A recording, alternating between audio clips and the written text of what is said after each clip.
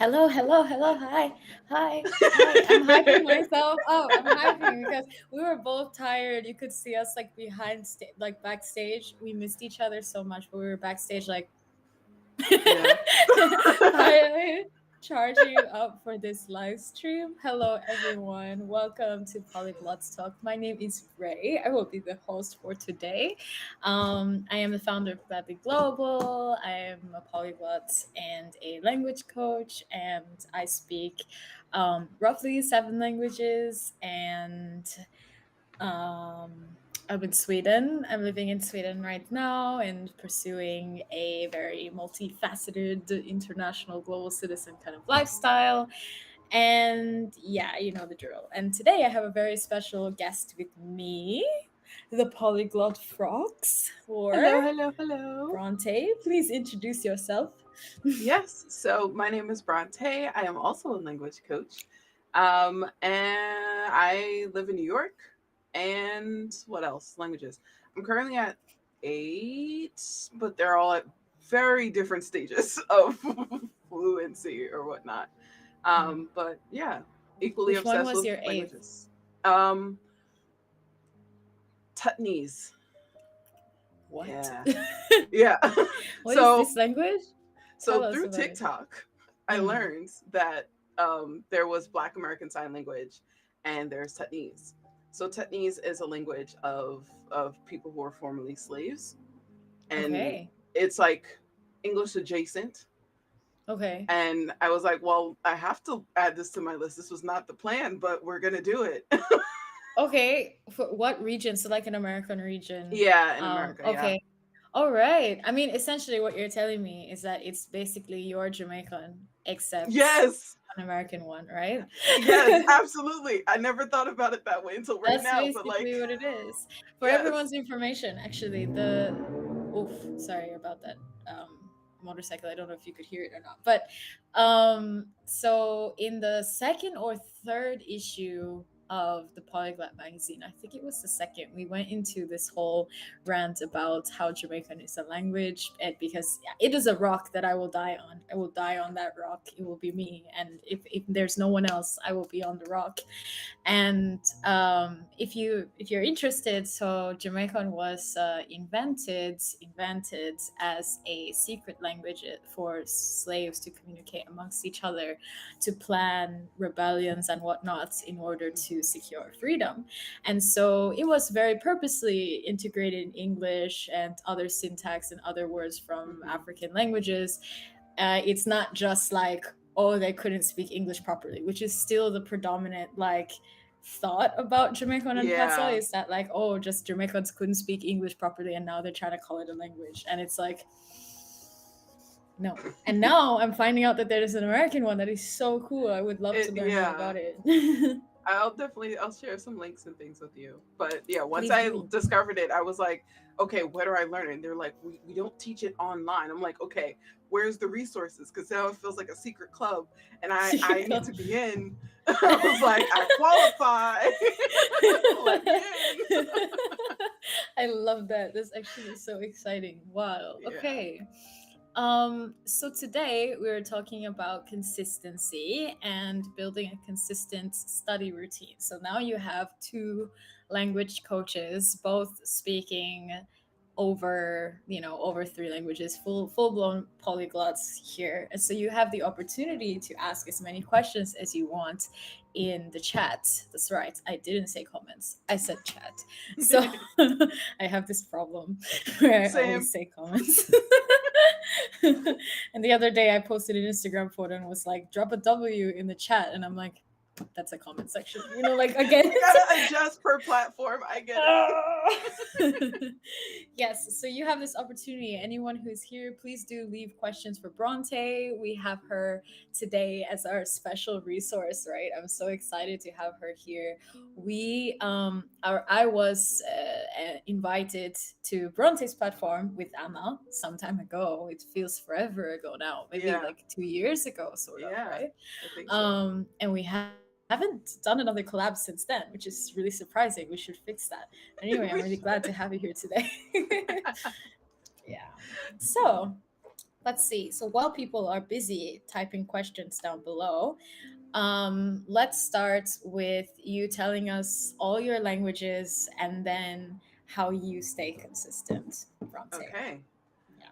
So I'm gonna try to go in order of acquisition. So like Mm, Spanish is the first one because I live in America and our choices are generally Spanish or French. If you get to a really nice school, they give you like German or Mandarin as some other options, but most of the time it's Spanish or French. So I've been studying Spanish since middle school, but going through school, I was like, I'm learning it for school. And then the minute I mm, finished my last class, I was like, I actually want to know Spanish, but I forgot everything. mm. So I had to reteach and relearn the Mm, language. mm. Um, Next would be a combination of Japanese and Korean because I've been listening to K-pop since 2008, and I was like, I want to know what they're saying. And then for Japanese, it was anime. It was like, growing up with Sailor Moon and Dragon Ball and, Definitely. Inuyasha. So Definitely. those are my influences there. I love how you Um, mentioned Inuyasha. That was also actually Inuyasha was the final act was the first time I ever watched an anime in Japanese. Actually, yeah. you know what's so crazy is I love the show, but I never watched it in Japanese. I remember when I was younger watching like one episode, and I was like, he sounds really old, and so I don't even know what it sounds like to my adult ears now.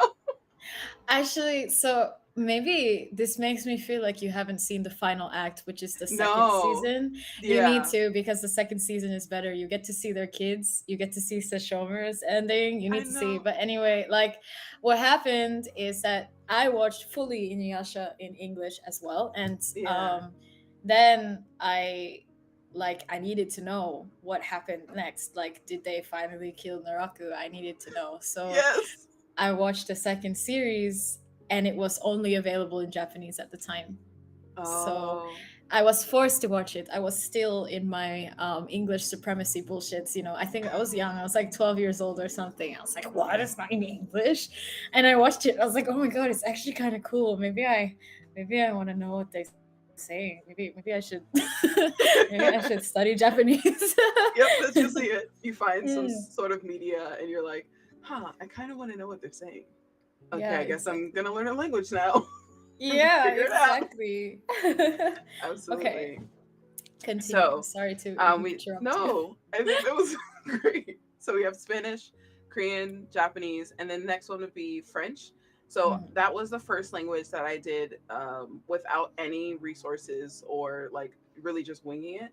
I mhm, had a friend in college who was pretty fluent in French, and every time I'd hear her talk it in the office, I was like, I want to learn it. Teach me mhm. phrases, and we're gonna talk to each other. And so Oh my that's god, I kind love of it. how I learned. Yeah. Um, and then what's after that? Russian is one of my baby languages that is very different than the other ones. And so, oh wait, no, before Russian, Mandarin Chinese.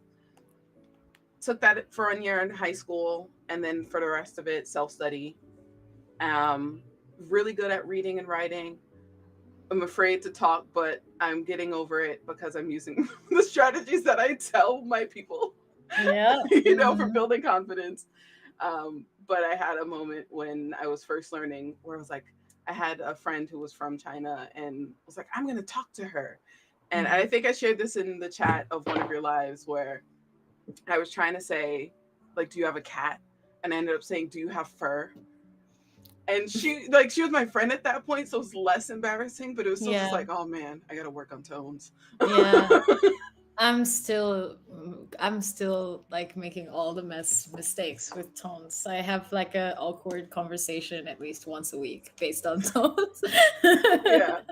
And it Yeah. feels like each language, I don't know if you have a similar experience, but for me, each language that I learn, I have Mm. to redevelop that confidence to make mistakes. Because it's like Mm. I can make mistakes in Japanese and Spanish and be like, oh well, I'm learning. Ask someone what the word I'm looking for and figure it out. But in other languages like Mandarin, I'm like, oh, I'm afraid. And I have to Yeah. redevelop that skill again and again. Yeah, I think it has something to do as well with the habits and the culture of the native speakers as well sometimes, because Mandarin speakers are a lot less patient, like when they don't know you, in comparison to like Spanish and Korean. Like I can spend 10 minutes trying to order a coffee in Japan, and not a single person is gonna rush me. They're gonna be like, Mm. ah, ah, like waiting for me to answer. Like, you can do it, like like quietly hoping that I get the right grammar. But in Mandarin, everybody's like, Yes. eh, Lisa, please, move. You're taking too long. So yeah, so I also have the same issue, and also I grew up with my family who speaks like who many of them speak Mandarin, and so I always felt like if I spoke, I would get roasted. So I have Mm. like serious speaking anxiety with Mandarin, but I've been specifically targeting that fear since the end of like 2021, I think, or no, since 2022, I've been specifically targeting that fear, and I have improved a lot, but we still have ways to go. I think I definitely hate myself for Mandarin mistakes more than other languages. Yeah, there's like the self of, or what am I trying to say? Self-loathing. The you that speaks that language as a different you than the another language. I Yeah, know I like butchered that whole statement, but I exactly. hope you understand what I mean. Yeah. Okay, so Spanish, Korean, Japanese, Mandarin, Russian is very different than those other languages, and so it is a struggle. A lot of my strategies that I would rely on don't necessarily work, so I'm like having to develop new ways of learning a language because of like Mm, cases in Russian. It's definitely not something that Spanish and French have, and mm, definitely not something that the Asian languages have that I've studied. mm. Um, and then after that, it would be American Sign Language, Black American Sign Language, and Tutnese are the last ones. And then I Okay. have some ones that I want to learn, but I'm pacing myself now.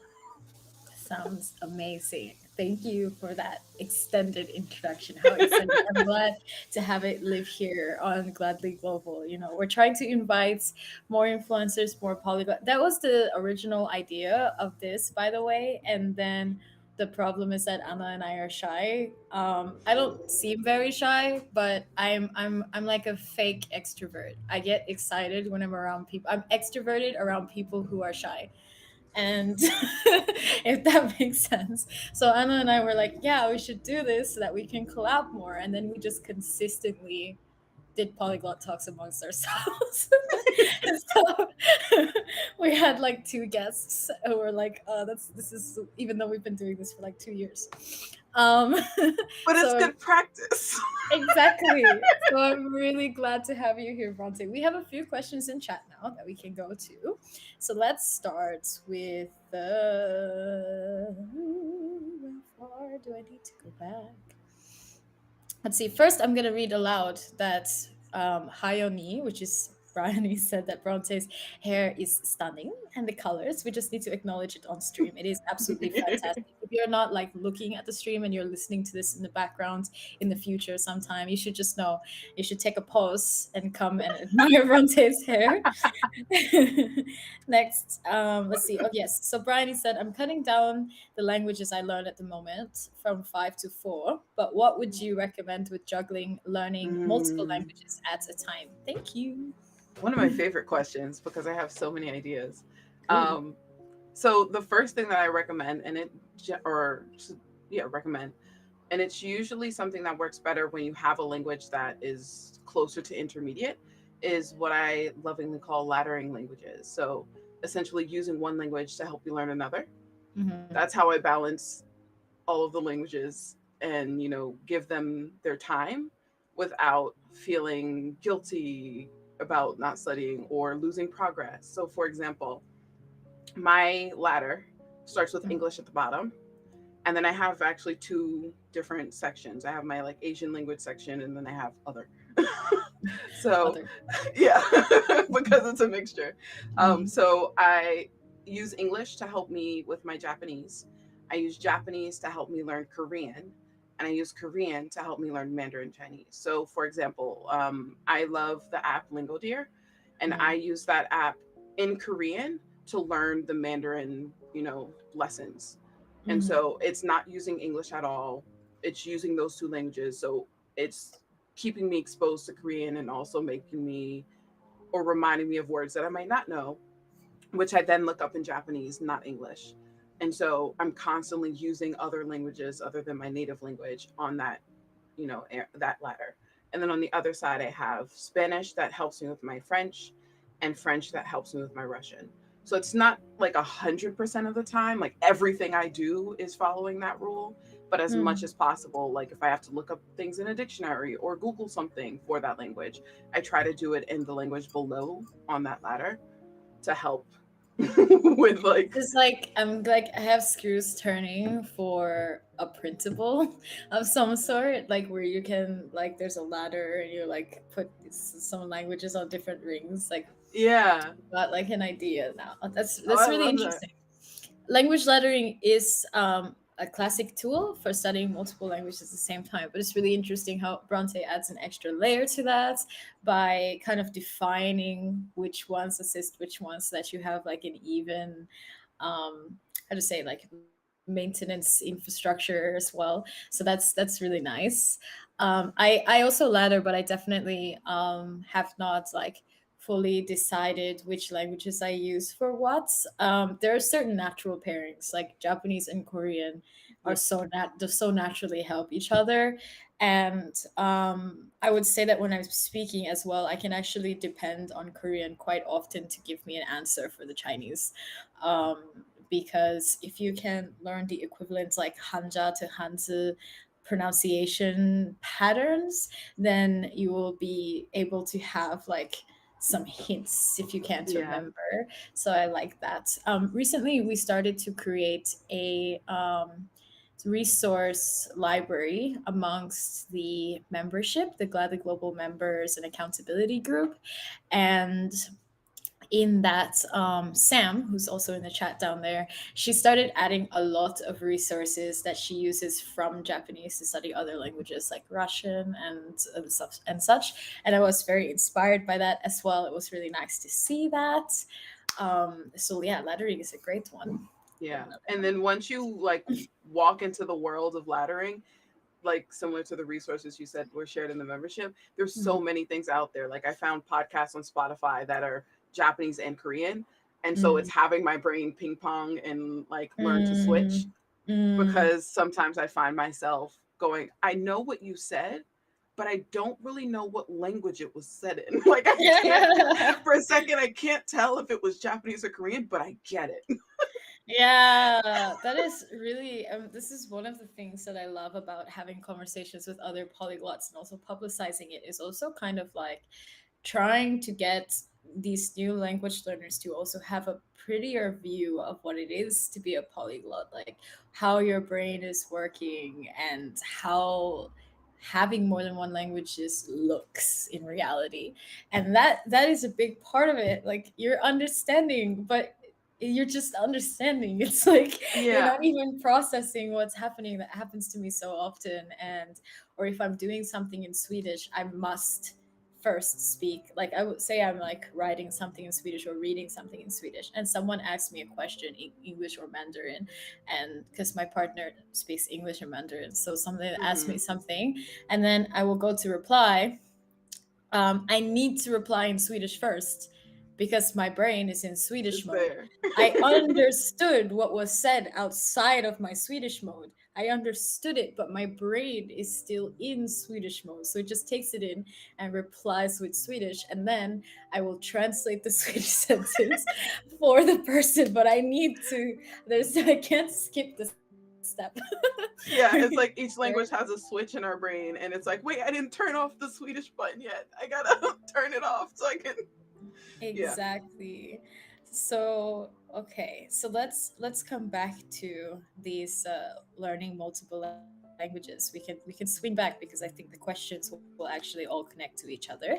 But Stars Yes. Above asked, any tips for remembering Hanzi? I am really bad at memorizing the characters, and I mostly learn through immersion, especially reading. It's a very basic question, but I'm kind of desperate. No question is basic. I'm really glad Yep. that you asked. So let's hear Bronte's answer first. Bronte, are you good Um, at memorizing Hanzi? I am when I'm actively learning it, but I have to be Mm, like in not just learning mode, but using it. mm, I think not just for myself, but for a lot of language learners that I talk to, we forget mm. that learning a language is to use it. Yeah. And so for me, flashcards don't work. Like Yeah. I've tried it for 10 years in several Mhm, different ways. And I mhm, just had mhm. to come to terms with like, hey, they work short term, they're not gonna work long term, and that's okay.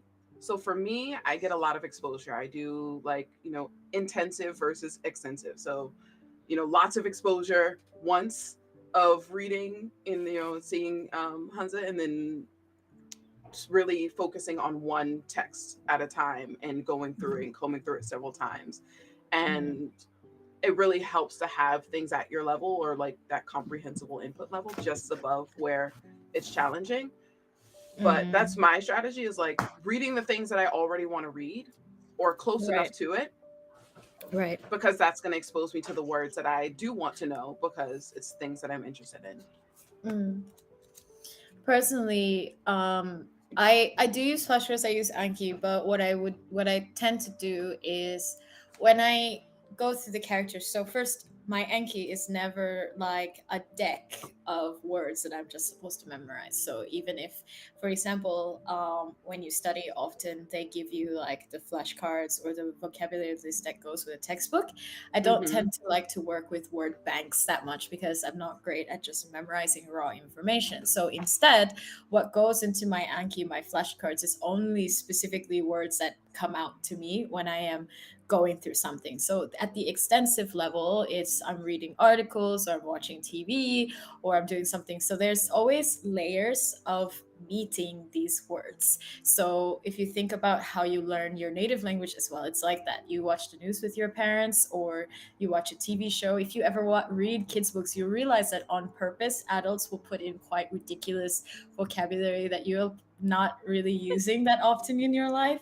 And that's the first time you meet it. And you don't even really question it. You're just like, okay, I guess. And that's the context. Mm-hmm. And then there will be another meeting where someone is actually saying it to you and you're like, okay, I'm processing that context, right?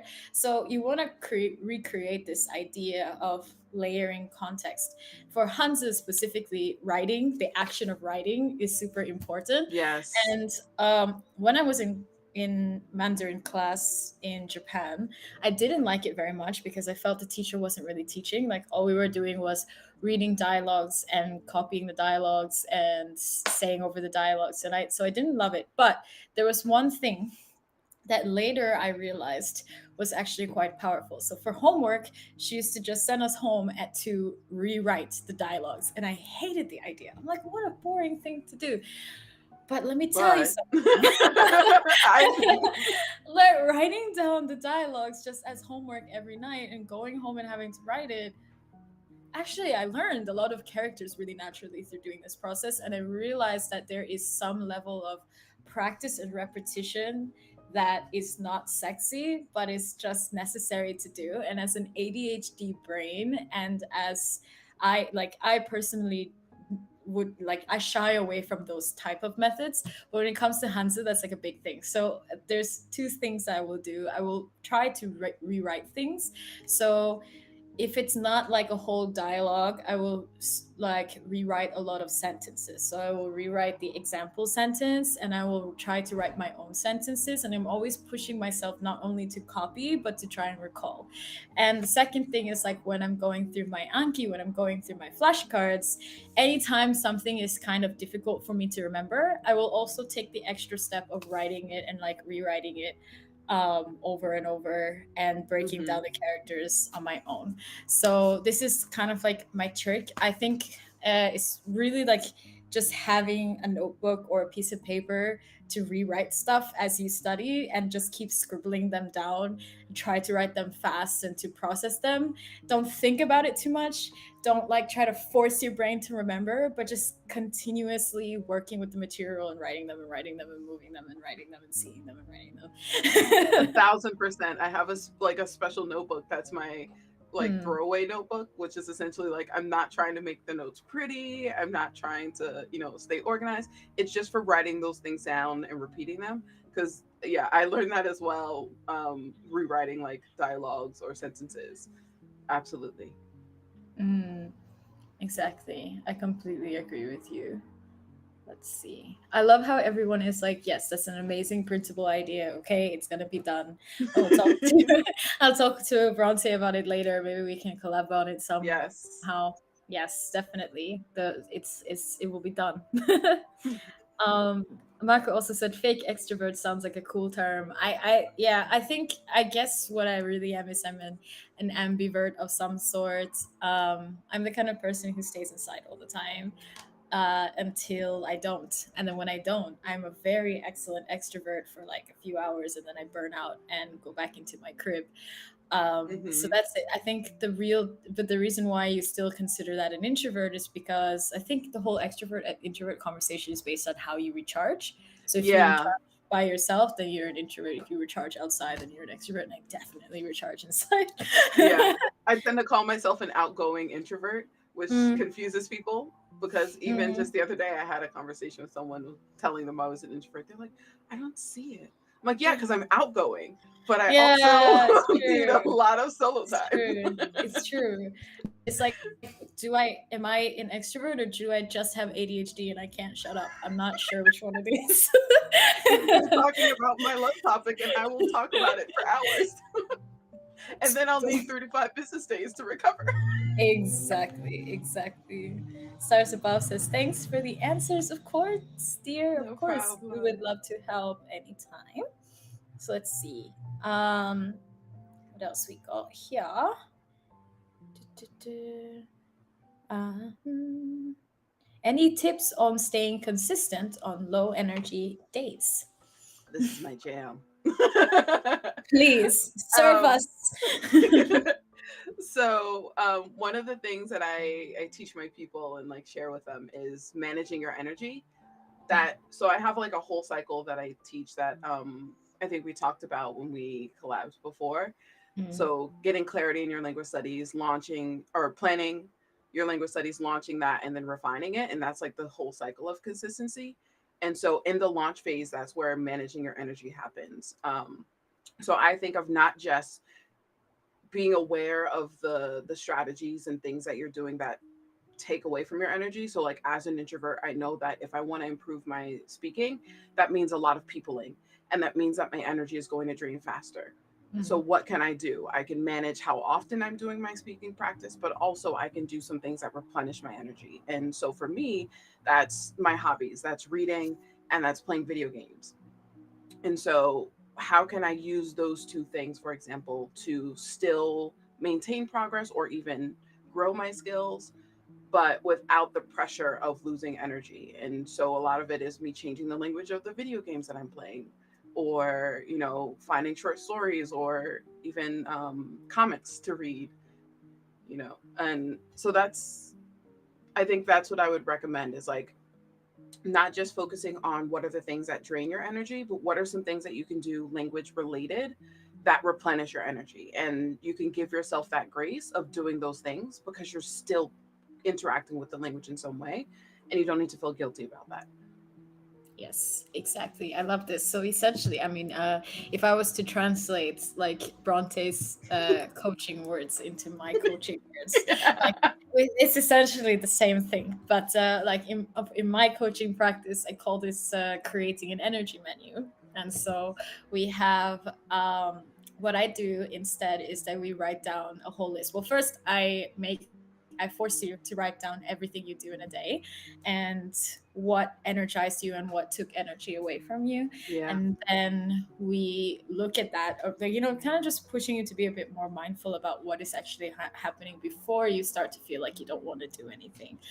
And then we start to define what are these little activities that can pick you up and what are these activities that bring you down and what are some kind of like short and sweet 5-minute stuff. So we create all of a huge list of different things that we can do, and then we like list how much time it's going to take and if it's an energy plus or energy minus. Yeah.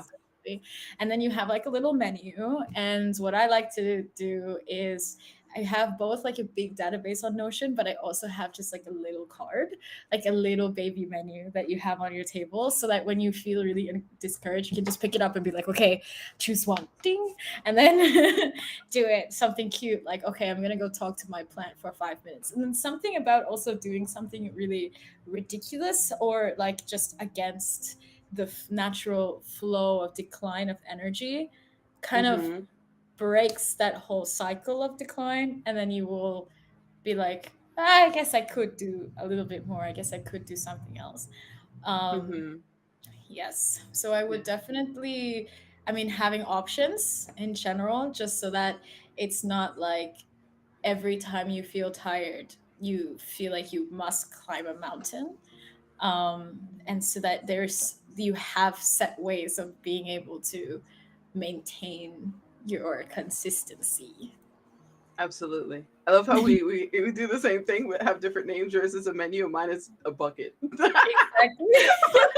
Buy your buckets of That's energy. why I'm listening to you, and I'm like, it's so interesting because I think we basically think the same. Yeah. And I mean, that's what we should, because this is something that I'm trying to explain a lot, that I found even difficult within like membership sometimes as well. It's like there's a thin line between saying like there there's every way to learn a language and there's no way to learn a language, if you're Yeah. following what I mean. And so a lot of people, they will be like, oh, don't tell me what to do because I know what I want to do, because of black backlash to this whole idea of you should study like me, right? Mm-hmm. But a true language coach and language coaching, even coaching yourself, doesn't really Mm-hmm. have to do with, what is the right way, but rather how language acquisition works. Yeah. And there are boundaries, there are natural laws, if we're going to call it that, like what happens when you study. Like, for example, you must be able to maintain consistency, and to do that you must be able to maintain your energy. That will look different for everyone, but it's something you have to do. Yeah. And Absolutely. yeah, so it's nice to hear us like be in tune, even though language coaching is not a science. There's no certificate to be a language coach right now.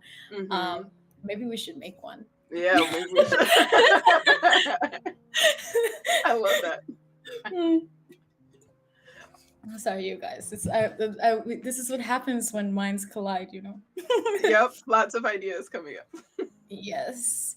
Let's see. Starts about says that reminds me of the habit menu from Tiny Habits. I saw an Instagram post that referenced it. And Sam said, "Thank you. This was helpful." Um, yes, I think, yeah. There's quite a bit, and I think I had originally developed the idea from a YouTube video that I saw many years ago, that Mm-hmm. was not to do with language learning, but just to do with managing your energy in general. And it's just so happens that personal development and language learning are like this because Yes. language learning is a habit. It's not an end all goal, really. Mm-hmm. Yeah. For So sure. anything personal development and also the hobby category as well. Language learning is the thing that's right between the two of them.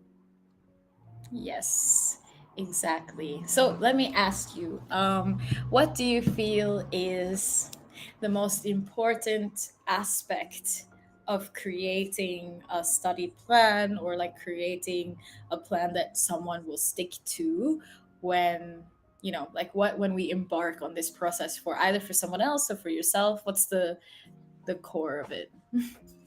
Um, well, I think it's two parts. The first one is the one that I shout from the rooftops, which is clarity, like knowing more about yourself. If you don't take the time to understand like why you're learning the languages in the first place and what exactly you're trying to do with it, a lot of us who get introduced to languages are like, I want to learn it because it sounds cool and that's great, but how do you want to use it? Like now that you're invested in it, what are you going to do with the language, and getting all those questions answered and what works best for you. I think that's a huge part. But then also doing it, like actually taking action. I see so many language learners that are in planning mode and sometimes never get out of it to sit down and study, or in study mode and never get out of it to actually use it. Balance. because it's easier to sit and to do the work, and to either Mm, planning feels like work or the studying feels like work, rather than the hard part, which is writing to someone, or taking mm, notes, or talking to another human being in the language, which can mm, feel a lot more challenging. So for yeah, sure. the clarity, and then actually doing it, like Actually, whatever it is. actually, I shared a meme on Gladly Global just yesterday that I would love to bring up for context to anyone, but I literally was like, "Is this us?" And it says, "Complete the task. How to stop stressing about Yes. this?" It's like, No, but no. that's so true. That is so true, because we're like, okay, I need to learn how to, or I need to improve my speaking. Okay, how can I Yeah, improve my speaking without talking to people? Is one of the first things we look up, which, like, you can, but also you're avoiding the task. yeah, exactly, Like, as an exactly. introvert, I get it. Yes, exactly, exactly. Which is why one of the things that I try to preach, like the biggest, most important thing about in order to build consistency, is to have a plan and to have a community. I mean, out of like outside the Mm, community is the biggest part for me that's true. That's because true. if like you need to hear these things and you need to have feel the flow of time. For a lot of people, you don't feel the flow of time. You say every day like, yes, I'm gonna study Swedish, and you're like, yes, that's happening, and you keep saying, I really want to study Swedish, and the time is like passing. And maybe if you're anything like me as well, I will study and it will feel like I study quite often. But when I really look at it, I'm not studying that often.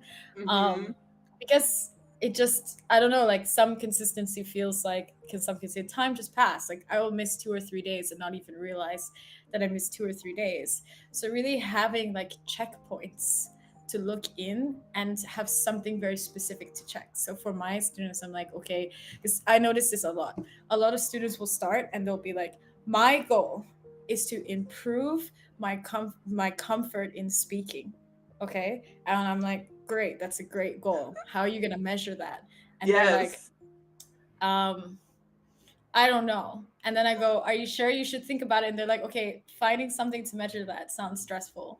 Like it sounds like pressure. And then let's say they decide not to do it. Because like if we're not Mm-hmm. doing one-on-one coaching, I won't pressure you. If someone says that to me, like, okay, I don't really want to have think that I go, okay, you don't need to have one, just keep working towards that goal. But then what happens is that at the end, so like in the accountability meeting at the end of the year, or like in the 6 months point, I usually ask, so look at your goals and then tell me how did you do. Everyone focuses on everything they cannot do at the end of the year, Mm. and no one ever talks about their goal. So like they will say their goal is, oh yes, I want to speak better, I want to feel more comfortable speaking. And then they will be like, so I still haven't memorized all the HSK 5 words, and it's very Mm. discouraging. And when I looked in my workbook, I just didn't do a lot of the workbook, even though I felt I was going to finish it this year. And I'm like, but your goal was speaking and you worked a lot on You are speaking speaking. actually. So a lot of the times the frustrations with these language learners is just that there is just so much to cover, and they continue to find the spot that they haven't covered yet, always, to Yeah. prove that they're not doing well. Mm-hmm. So Yeah. this, my biggest thing is that you need to know exactly what you would like to happen at the end of a particular period, and use that to validate yourself, because that validation will keep you going. Absolutely. Yeah. So I always recommend setting those milestones of, like, knowing exactly what you're trying to achieve and being specific and clear. So not just I want to get comfortable, but you can even say things like, I want to be able to talk about my future plans. So you need to talk about future tense, and you need to relate it to the things that you do in your life. And then you can measure it even further about, like, is it conversations you're having? Is it the task? Is it, the frequency of what you're doing? Is it the amount of time you're spending overall? Like, so many different ways of measuring it, but that will help you in the long run, even though for many people who are not planners, it's like boring work or frustrating work in the beginning. But when you do it Exactly. and you see the results at the end, you're like, wow, I'm so glad that I recorded that and tracked my progress, because now I get to celebrate all those amazing things that I did. Exactly. Exactly. It looks like a lot, but I think like especially when you are building a habit that is now embedded into your lifestyle, then that infrastructure for showing you that things are still good is really important. I mean, we were Hmm. talking about social media before we came on live, and it's a similar thing. Sometimes we forget the moments that we have, the moments of success, and instead we're staring at weeks and weeks of kind of but it takes a lot of in order to have these spike moments, and language learning is definitely like this too. Also, thank you, um my partner Oh, bought, bought a support coin. I don't even know what to call these yet. It's super stickers. They're called super stickers. Yeah. Thank you so much, guys. We love tips. It's really awesome. If you're enjoying this and you would also like to suggest a conversation for the next time, if you have more questions for Bronte, please leave it. We love all of the interactions. Leave it down below. Thank you so much, Kai. Kai is always supporting our live streams. love that.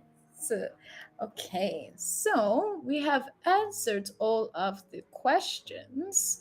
Bronte, do you want to talk a little bit about what you do on your platform? Yeah. So I have a few different ways that I help people. I started off with like just helping people create a plan for their Mhm. language studies.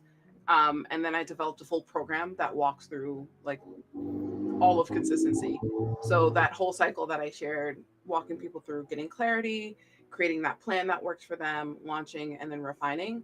And I recently opened up my own membership for people to, because community, like you said, is so important, and being able to hear from other people of like, I'm struggling with this thing. Oh wow, you're struggling too? Okay, it's not just me. Or like you Mhm. had this weird interaction with this language, and oh okay, it's not a me thing. Just having Mhm. that, if nothing else, is super Yes, valuable to validate your experience. for sure. Um, and I also just wanted a place where I could help more people that wasn't my program, because my program is a little bit more expensive, and I want to make things more accessible for people. So essentially, I help people create consistent study routines, um, so that they can juggle multiple languages. That's like my jam. Amazing.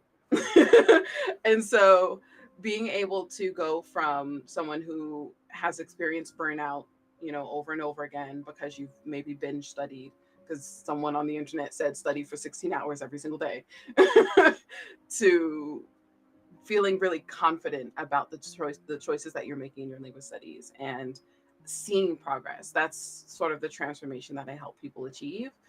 And one of my students recently shared like 8 months of consistent progress, because she was someone who came to me in the beginning and was, like we all are at times, like, okay, what should I study first, and how should I do it exactly? Can you give me, you know a b c, can you create the plan for me and also help me get started? um and now, we had a recent conversation, and she was like, okay, so I'm working on my Icelandic right now, and I've been reading this book. I finally finished the book, and I'm going to do my French studies in the way that works best for me. She's like, I'm doing it really casual, and it's fun. Just the way that she talked about it Mhm. exuded this confidence of like, I trust myself. I'm Yeah, confident that what I am doing is working for me because I'm staying in tune with who I am as a learner. And versus someone who's constantly trying to, or feels the need to keep up with the world, the internet, the people. exactly. So I All love right. helping people through that transformation, I and Array does as well. Yes, I do, but I love hearing this anyway. So, I mean, Bronte is a consistent source of inspiration for us at GG and vice versa. So that's why Absolutely. she had to be the first, the first person that we invite onto the Polyglots talk. We have next month, we're going to be inviting Polyglot Progress, if you know her. She will be here next month, so that's really exciting. But yes, Bronte was the first person I ran to. I was like, hi. Are you free July 1st? I was like, Yeah. yes, yes, I am. I'm really excited about it. By the way, Bronte has a whole clean website talking about how she can support you. So if you're interested in that, I'm also going to drop it in the chat here if you want to see what Bronte is up to. In the future, we are working on doing some more collaborations, and Gigi is trying to become more of like the hub for language, like kind of like joining the mission of language influencers around the Hmm. world. So, very soon I'm going to be inducting more people and screaming at Bronte to join us. It's Yes. gonna happen. No worries. It's happening. It's So happening. thank you so much for joining us today. Hopefully we'll have you again, and I hope that today you guys got a lot of insight into what it looks like to language coach yourself, to create a consistent study plan, but also just to how to manage yourself so that you feel happy and healthy while you are studying, to create more of a habit for languages. Yeah. And if you have more questions for us, you can always reach out. All the links are in bio. And it was really exciting to see you guys here. Again, I'm sorry. It's too hot in Sweden for me to close the windows. And so, um, thank you so much for coming. We do these polyglots talks, these live streams once a month on the first Saturday of every month. And yeah, we have lots of resources, playlist, fun community, everything that you can check out. If you want to DM us also, if you thought there was anything in particular that stroked you, that striked you, then you can also DM us. Please share that you were here. I will smile pretty so you can take a picture. Please share that you were here, that you stopped by to talk with us. We'd love to spread the word that we're a bunch of nerds that enjoy Yes. talking about online. All the time, if you couldn't already tell by this Yes, conversation. exactly. So thank you so much for everyone for coming. I see Langfluencers, Baku mentioned. Yes, exactly. I recently shared a post about our vision for language learning on Instagram. So if you want to see, oh, and also Twitter, if you want to see more about what we are planning going forward, then check that out.